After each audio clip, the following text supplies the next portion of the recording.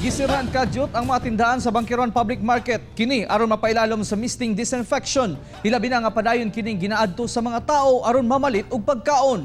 Ani ang report ni Sheila Vergara Rubio. Nakigalayo ng Barangay 5A sa City Health Office aron ma-disinfect ang pipila ka area niini nga sagad daghang tao. Usa na niini ang Bankerohan Public Market. Gituho ang pabiling dagsaon sa mga tao ang palengke, busa usa kini sa gipanigurong malimpyuhan. Nakita na mo ang cooperation sa matag usa. So happy gyud kay kay sila mismo ilang sakripisyo ang ilang pagpaninda karong adlaw karong orasa.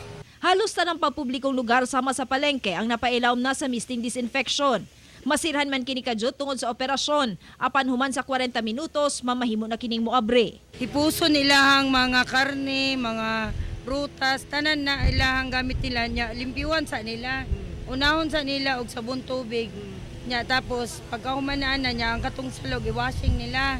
Pagkahuman sa kami mosulod sa ilahap. Gikalipay sa mga manindahay ang paningkamot sa LGU aron makalikay sa pagkuyanap sa virus. Ang mga manindahay karon nga sama ni Sarip Normila, hugot nga apektado ang kinitaan bunga sa COVID-19 scare. Sulod sa pagkuha ng COVID-19, nahina mong paninda karon. Sulod sa isa ka kanya kong paninda, sulod sa isa ka adlaw 500 akong halin. Kauban si Bebot Kahes sa kamera, ako si Sheila Vergara Rubio para sa One Mindanao.